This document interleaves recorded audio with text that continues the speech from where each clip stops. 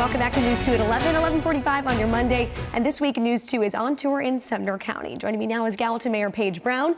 Mayor Brown, thank you so much for being here with us today. Thank you for having me. I'm glad to be here with you. Of course. So first thing I want to talk about, of course, is growth. Not the first time we've talked about that with Gallatin, one of the biggest, fastest growing areas in Nashville. So why so much growth? Well, I think it's the true story for everywhere around Middle Tennessee, everywhere surrounding Nashville, certainly.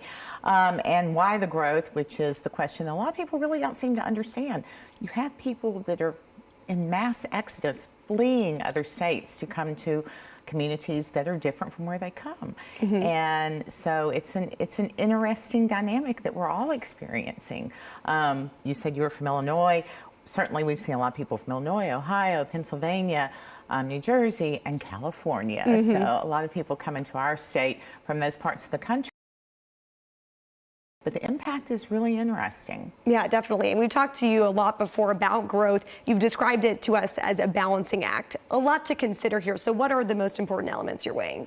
Well, I wish it could be a better balancing act, but the reality is that a lot of people think that government is just building housing to attract people here.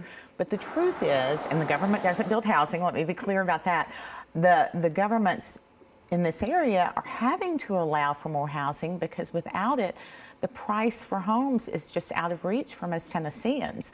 An interesting data point I heard just a couple of weeks ago that in 2000 in Middle Tennessee, it took 2 times the median income to purchase a starter home in Tennessee.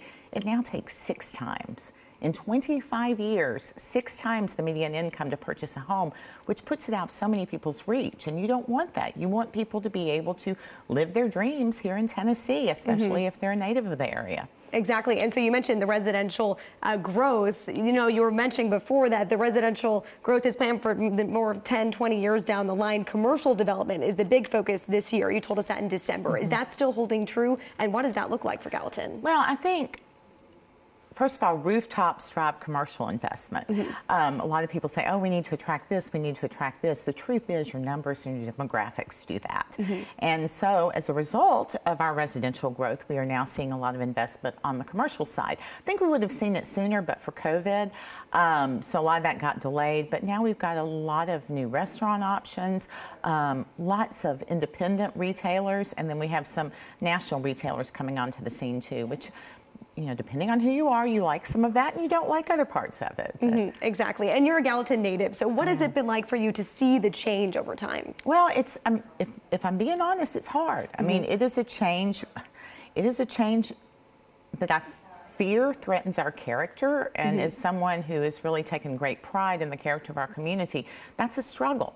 But on the other hand, I also can remember the time that Gallatin struggled, that I saw countless people invest their life savings in their dreams only to shutter their business 6 months later because there wasn't the population to support it. So the positive is that has changed. People can work in our community, they can invest in our community, and they can succeed in our community. And so for those things, the growth is a positive, but people don't have the frame of reference to appreciate that always. Exactly. It's a lot to consider that change. And real quick, I do want to hit on the regional water expansion project. Tell me the plans for that. Certainly, and I think all of our communities that are working together on this are proud of this effort.